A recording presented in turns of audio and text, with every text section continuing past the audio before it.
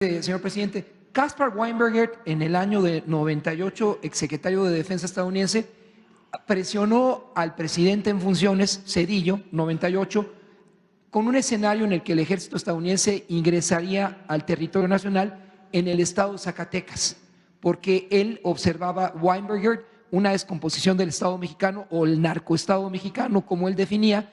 Ahí le pregunto, señor presidente, ¿usted qué piensa cuando el Congreso estadounidense asume que el tema del narcotráfico es terrorismo?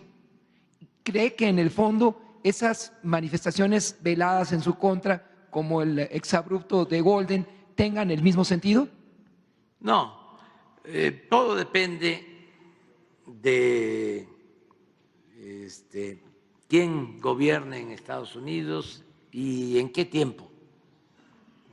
Nosotros los mexicanos debemos de siempre recordar con respeto y afecto a Abraham Lincoln y a Franklin Delano Roosevelt. Son los dos presidentes que han tenido más respeto hacia México, los dos presidentes de Estados Unidos. Lincoln, republicano, siendo legislador, se opuso a la invasión estadounidense y eso le causó que no lo reeligieran. Lo acusó Polk, el presidente de Estados Unidos, de traidor. Pasa el tiempo, llega a la presidencia y en un momento muy importante para nosotros, porque querían los franceses volvernos de nuevo colonia, y Lincoln se entiende con el presidente Juárez, se va la familia de Juárez allá, hace Matías Romero una muy buena labor diplomática y Lincoln no reconoce a Maximiliano. Y eso ayuda mucho a que se restaure la República y se logre la segunda independencia de México. Y el otro presidente, bueno, Lincoln era republicano, y el otro presidente, Roosevelt, demócrata, se portó muy bien cuando se tomó la decisión soberana de expropiar el petróleo.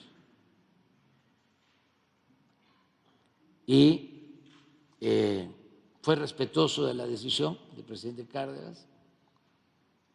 Tenía de embajador a uno de los mejores embajadores, si no es el mejor embajador que ha habido, Joseph Daniel,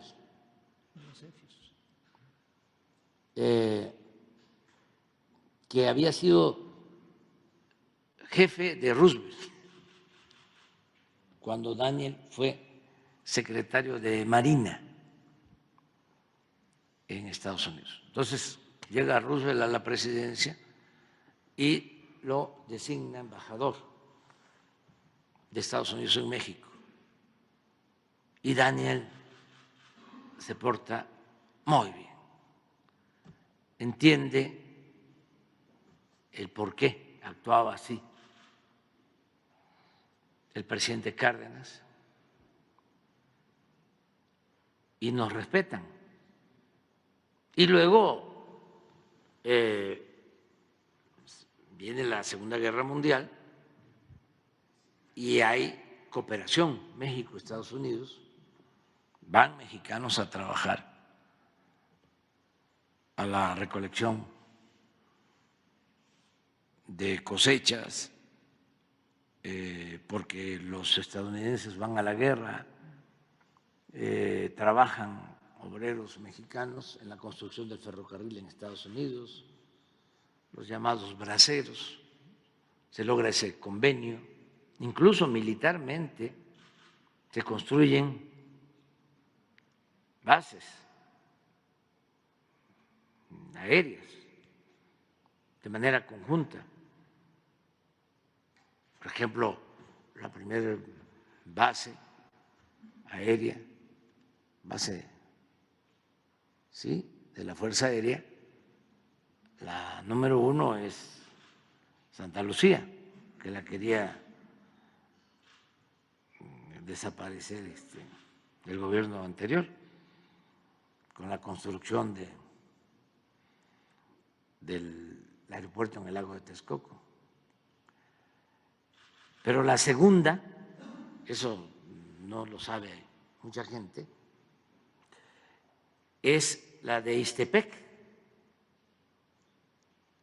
en Oaxaca, en el Istmo, que se hace cuando la Segunda Guerra Mundial, con la participación de las Fuerzas Armadas de Estados Unidos. Y la tercera base aérea es también de la Segunda Guerra Mundial, es la de Ensenada, Baja California. Entonces, en ese entonces, cuando la guerra había terminado, el presidente Cárdenas su mandato, en 1940, me cuenta el ingeniero Cuauhtémoc Cárdenas que se va el general a su pueblo, a Jiquilpan, Michoacán, y a él lo inscriben en primer año de primaria, que tenía 6 años. El ingeniero nació en Los Pinos en 1934.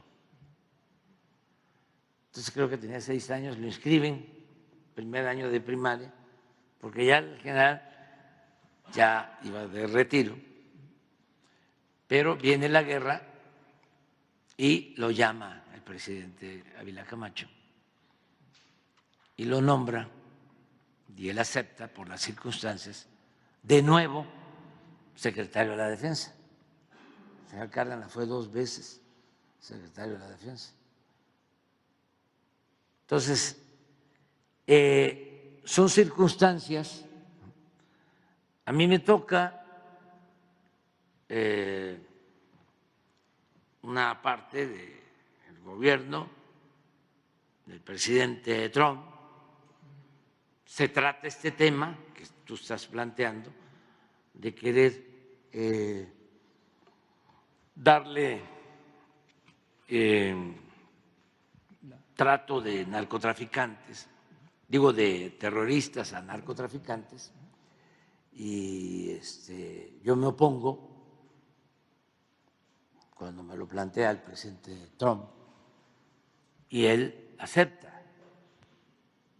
de que no convenía hacer eso y nos respeta. Me lo planteó y me ofreció incluso que mandaban comandos especiales a México y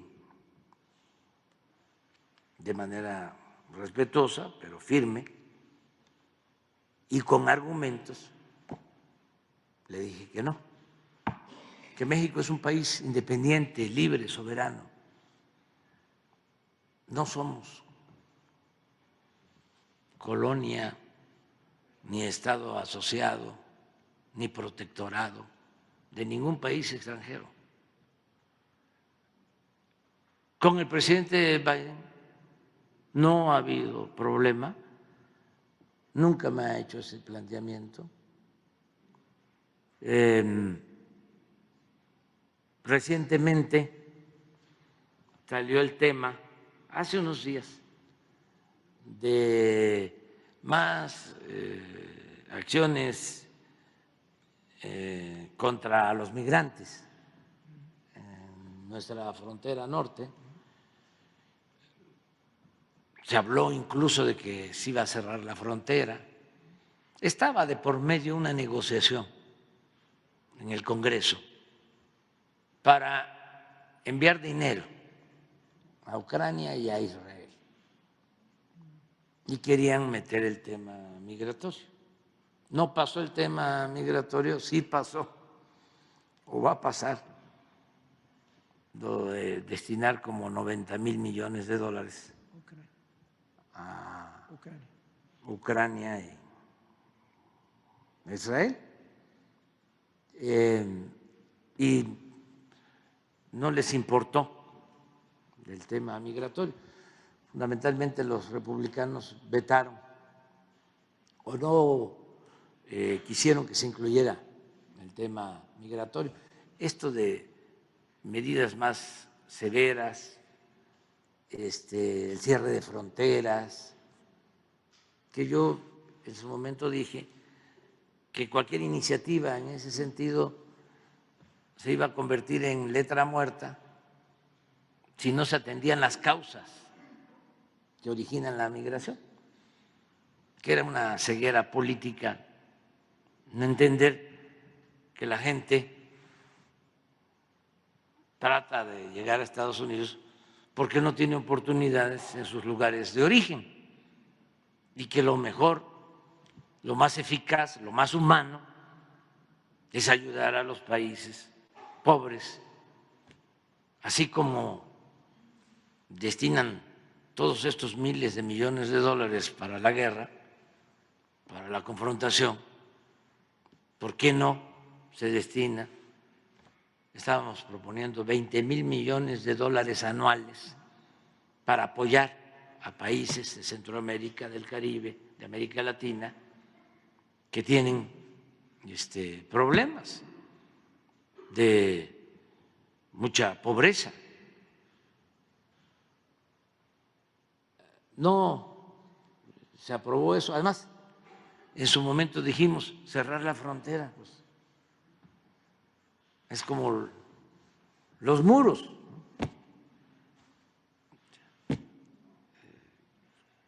¿Cómo se va a cerrar la frontera? No se puede. Es mucha ya la integración económica de los dos países. Nos complementamos. Se cierra la frontera. ¿Cuánto tiempo tardaría cerrada la frontera sin una crisis? 3.250 kilómetros. Sí, no se podría. Pero hay que entender que estamos en campaña o en temporada de campaña en Estados Unidos, en México, y entonces se exageran las cosas. Ayer, de manera injusta, pero por cuestiones politiqueras, se está queriendo desaforar, enjuiciar a Mallorca. Lo desaforaron o sí, aprobaron el juicio político en la Cámara de Representantes, pero falta todavía el Senado. Pero eso es propaganda.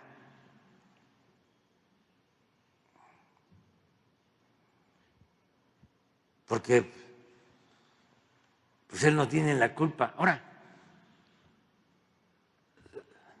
¿por qué no? Si realmente tienen preocupación por los problemas que nos afectan a ambos países, en el caso de la migración, ¿por qué no aprueban apoyos para los países de Centroamérica, del Caribe? Primero. Otro, ¿por qué no le garantizan los derechos a regularizarse, a obtener su nacionalidad sin perder la nuestra, a los mexicanos que llevan años trabajando honradamente en Estados Unidos? ¿Qué partido va a proponer eso? El partido que proponga eso que va a regularizar la situación de nuestros paisanos en Estados Unidos. Desde aquí le vamos a hacer un reconocimiento a ese partido. Vamos a esperar, ¿no? ¿Qué tal que tomen esa decisión humana, justa? Lo otro, el caso del consumo del fentanilo, que es muy lamentable por todos los daños que causa, sobre todo por la muerte de los jóvenes, que republicanos y demócratas hagan un plan para atender a los jóvenes que toman ese camino por falta de oportunidades de trabajo, de estudio y también por falta de amor, de apapacho, por los problemas graves de desintegración familiar que enfrentan. ¿Por qué no echan a dar un plan así? Y por último, el 70% de las armas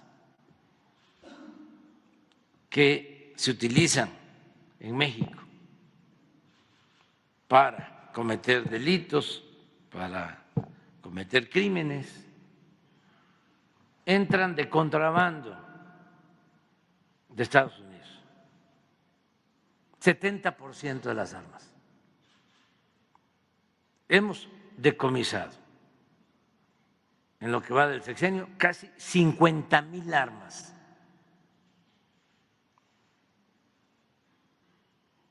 ¿Y saben la mitad de dónde provienen? Del norte del Bravo. No, de Estados Unidos el 70, pero de ese 70 de Estados Unidos, la mitad de Texas. ¿Qué me responde a esto el gobernador de Texas?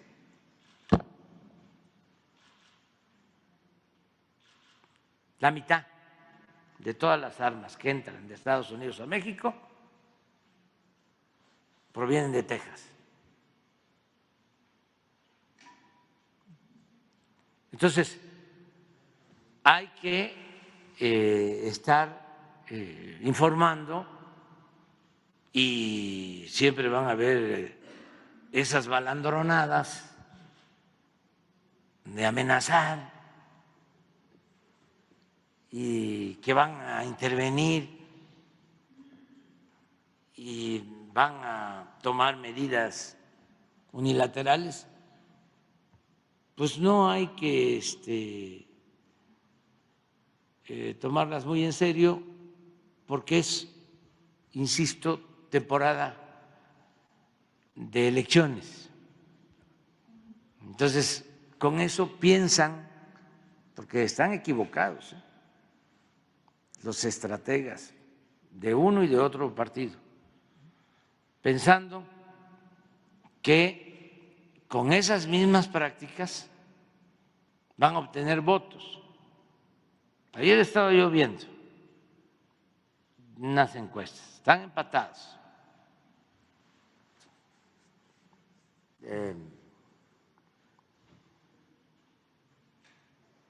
Tanto el presidente Biden como el expresidente Trump. Un empate. Pero hay una franja de independientes. Esos independientes son los que van a decidir. Pero los estrategas políticos piensan que esos independientes van a decidir si se toman medidas autoritarias. O sea, si se corre el Partido Demócrata más a la derecha, y si se corre el Partido Republicano, aún más a la derecha. Se equivocan. Los ciudadanos de Estados Unidos ya quieren algo nuevo, distinto. Y hay que cambiar ya esas prácticas.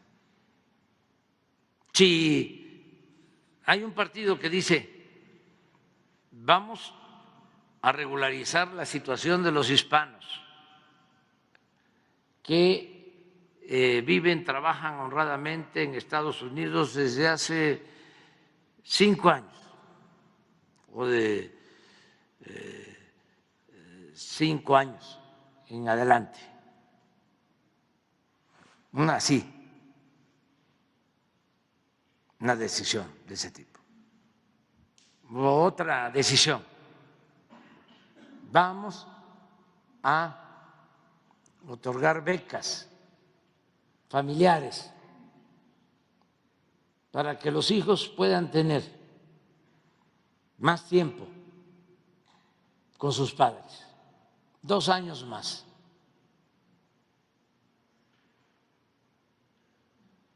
Y se les va a dar sus becas a los papás.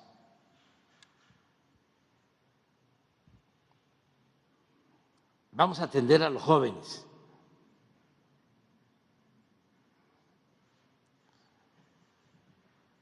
Y medidas de ese tipo. Vamos a buscar la unidad en todo el continente americano. Vamos a aplicar una política de buena vecindad, como la que aplicó el presidente Roosevelt, que llevó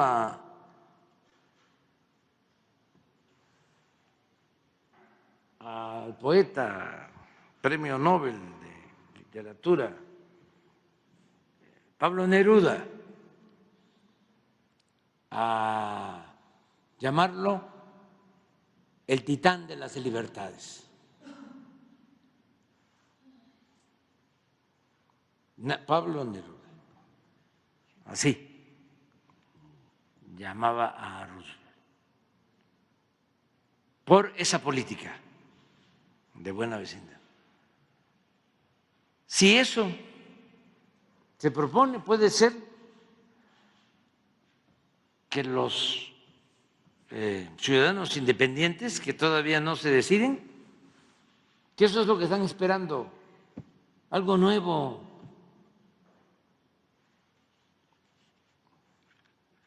Pero bueno, ya hablamos bastante de eso, ¿no? Es una cuestión de carácter académico esto, de reflexión política, nada más, para que no se vaya a malinterpretar.